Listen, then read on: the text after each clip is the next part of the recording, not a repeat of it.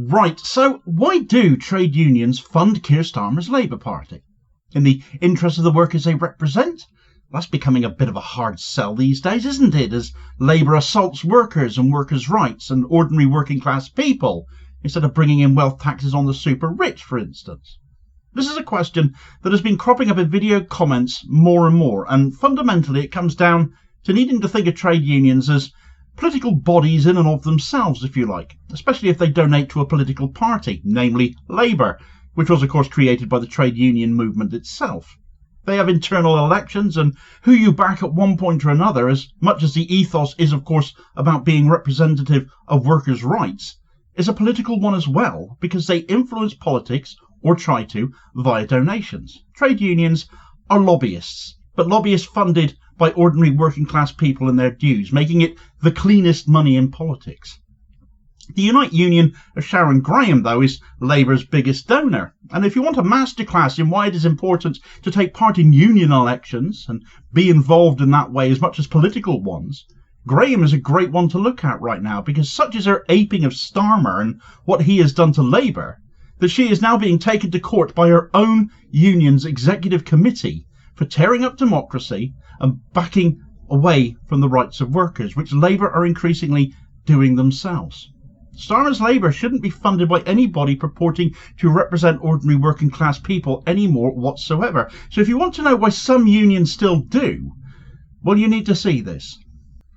Right, so trade unions funding Starmer's Labour. Make it make sense, Damo. Some of you have been asking in comments on other videos, and it's as much a case of, like there are right and left political parties, so it goes with trade unions as well. But there is a particular distastefulness about a trade union funding Labour when it was ostensibly standing up for social justice and representing workers, and still funding them now when it blatantly doesn't anymore and is serving the rich instead. Therefore, trade unions funding Labour now are taking ordinary working class people's membership dues and using them to help prop up a party financially that is only interested in representing the elite. That is perverse in the extreme for a body purported to represent ordinary working class people. Trade unions prior to Labour were literally the labour movement itself, fighting for workers' rights, fair wages, rights at work, dignity in the workplace, all the hard-won rights you actually have at work these days that you might take for granted, from the hours you work to holiday and sick pay to maternity and paternity leave, were won by the trade union movement, won by ordinary working class people getting together, collectivism and socialism hand in hand. Therefore, it is equally true that trade unions are invaluable to our everyday lives and fighting for what is right and just for us all. Like political parties, though, like Labour, especially now, they change, and not necessarily for the better. You get what you voted for, and good and bad political leaders come and go, and we should all know that by now. Today, Britain's largest unions continue to fund a Labour Party that has abandoned its socialist roots under Keir Starmer, a leader who has purged the left, embraced pro-business policies, and betrayed the very workers Labour was founded to represent. So when it comes to answering the question about why unions still fund Labour under his leadership, given what he has done and what he is doing, you need to look at who leads them right now too. So to illustrate this point, let's pick on one union in particular, and I'll pick on this one for a couple of good reasons. For one, they are the Labour Party's biggest donor, coughing up £1 million a year to Starmer's Labour, and for another, it's my trade union, because as bad as the current leadership is, in my view, for reasons I'm about to go into, belonging to a trade union, and most importantly taking a proactive attitude to helping to shape it, taking part in those internal elections, matters, because by not doing so, you end up with a union that acts like this one is now, and funding Labour despite being led by arguably the most anti-Labour leader the Labour Party has ever had in Keir Starmer. Unite is led these days by General Secretary Sharon Graham.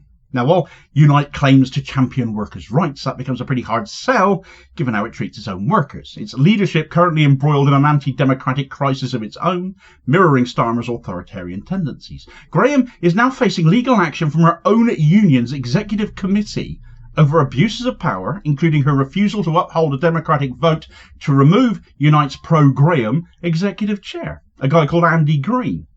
Meanwhile, Unite continues to pour cash into a Labour Party that has sidelined trade unions, attacked the right to strike, and cozied up to corporate interests. When Starmer became Labour leader in 2020, he promised to unite the party and uphold socialist principles. Instead, he has systematically dismantled Labour's left-wing foundations, purged socialists, abandoned progressive politics, lied through his teeth about pretty much every single thing he ever said he stood for, and aligned himself with corporations and big business, turning Labour from the party of workers into the party of work, as they brag about today, siding with the bosses in which case. It's a pretty hard sell, frankly, therefore, for any trade union funding Labour to keep on justifying that when Starmer has moved to a position of opposing meaningful strikes once he became leader, after paying lip service to workers, Labour members and affiliated trade unionists for their votes. Starmer ordered Labour MPs not to join picket lines during, for example, the 2022 rail strikes, undermining union struggles. Starmer has also, of course, reneged on pledges to renationalise key industries, all despite overwhelming public support. But worst of all has been the embrace of pro-austerity rhetoric since he became Prime Minister, with hopelessly out of her depth Chancellor Rachel Reeves pledging fiscal responsibility under her arbitrary and evidenceless fiscal rules, which have just been a euphemism for more cuts falling on workers and working class people and ruling out wealth taxes on the very rich at the same time, signalling pro-business priorities over the needs of ordinary working class people. And then there's been the lack of democracy and the attack on Labour members. The expulsions of left-wing members, the socialists, including, of course, infamously former leader Jeremy Corbyn, having been suspended or expelled on spurious grounds as others have, and driving still others utterly disgusted with the party away. Starmer having shown us the door if we don't like what he's doing, and well, many of us took that door. There has been the centralised control over candidate selection. Starmer's team has blocked left-wing candidates, ensuring only loyalists get selected, blowing up in his face as that has recently with the Dan Norris scandal. And on top of that, there is the incessant ignoring of party democracy, where, for example, Labour conference votes on various policies that are supposed to be meaningfully cast in stone resolutions, and yet these get routinely ignored by this leadership. And sadly, given such a record as that, it's getting replicated in unions such as Unite. So when it comes to why a trade union like them still funds Labour, it is a question that falls squarely on the leadership of said union, on Sharon Graham in this case. Sharon Graham was elected in 2021 on a platform of putting members first, shunning the political side of things as she pledged to do, despite that literally being half of her job when you fund the Labour Party to the tune of £1 million a year, a major political party as they are. What has happened since, though, has been Graham instead presiding over an assault on union democracy, leading to open revolt, and now legal action against her within Unite's own executive. Their own highest body, their highest panel within the union structure itself, is taking the General Secretary to court because of her anti-democratic actions and the refusal to uphold a vote. Whilst you might wish more Labour MPs would revolt against Starmer, we are actually seeing it in Unite, it seems. So we should be paying attention to this. It should be a much bigger story than it is. You see, last month, Unite's executive committee voted to remove its chair, Andy Green, after he repeatedly blocked democratic procedures, seemingly to protect Graham's leadership. He was elected to the position on a left slate, but quickly became a pro-Graham ally. And rather than accept the vote, which Green lost, 31 votes to 28 with one abstention, Graham's administration have refused to recognise the vote, suddenly deciding a two-thirds majority was needed, contrary to the union rulebook, leading to Unite's own executive now boycotting executive committee meetings. So nothing's getting decided, nothing's getting done at the highest table of the union, and now having taken legal advice on the matter, is now taking legal action against both the Klingon Andy Green and their own General Secretary Sharon Graham. None of this benefits the people they represent. But when power is being prioritised over the running of the union, what choice is there? And what a mess this is. And how is it serving workers, as Graham purportedly said she was standing to do? And isn't it awfully reminiscent of the sort of stuff Keir Starmer has been doing in Labour? Under Graham, Unite is now ignoring constitutional procedures, bypassing elected bodies to impose its own decisions. It's preparing to go to court now against her own executive committee, wasting members' funds to do that, to defend her authority, or authoritarianism, as we are observing. And for those aware of what is going on, woefully underreported as these events are, the most essential source for all things to do with Unite being without doubt Squawk Box, has alienated grassroots members, with many now questioning whether Unite truly represents them, now over this, all on top of the issue over the funding of Labour on top. So the hypocrisy is staggering, and it's all Starmer 101. A union that claims to fight for workers' rights is now suppressing democracy within its own structures, whilst funding a Labour Party ostensibly doing the same thing. Is it becoming apparent yet how important it is to take part in trade union elections if you want one that will hold Labour to account rather than keep throwing your money at them? That will represent you in the face of the assault on ordinary working class people's lives being inflicted by this Labour in name only regime?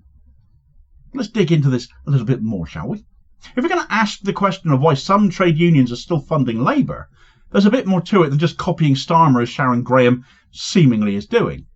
On one hand, many unions have long-standing ties to Labour, with leaders reluctant to break tradition despite the party's betrayal, and members may feel likewise as votes to disaffiliate don't necessarily materialise in success. And again, that comes down to member participation in no small part. The fear of losing influence is often a mentality that keeps them tethered, even as Starmer sidelines them. Weak leadership, I would call that. But disaffiliation can and has happened under Starmer. As a founding member of the Labour Party, a founding trade union, the BFAWU, the Bakers Union, did vote to disaffiliate, citing Starmer's Tory lightism as part of their reasoning to walk away. And I keep coming back to lack of member engagement again and again here as well, because it is shockingly low. We might observe that by-elections and local elections for political parties might only elicit turnouts of 20 to 25%. As an example, in many cases, which is regarded as low by and large, and barely democratic. But Sharon Graham was elected in 2021 on a turnout of just 10.3%. Union elections suffer from shockingly, really low turnout. If members do not hold leaders accountable, those leaders end up being incredibly poor ones, and can act with impunity as Graham is seemingly proving. Some union bosses may believe funding Labour grants them leverage, but Starmer has shown he will ignore them when convenient. And again, I can come back to Sharon Graham here as well, who refused to sign off on Labour's manifesto because it was too anti-worker, but it went ahead anyway regardless, and Graham, of course, continues to fund the party. A strong leader would have cut Labour off.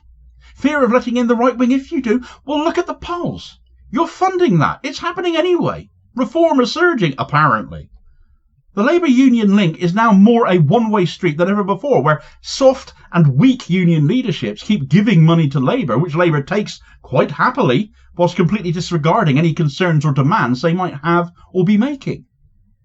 So what do we do to fix these unions then, Damo, you might be asking? Well, workers sure as hell deserve better than a Labour Party that abandons them and union leaders who undermine democracy, surely. To reclaim the Labour movement, members must demand an end to blank cheque funding of the Labour Party. Pressure on the unions who do so should come from us all, not just the executives, and unions should make financial support conditional on Labour adopting pro-worker policies or else, and follow through with that, when as Starmer is making clear they absolutely aren't.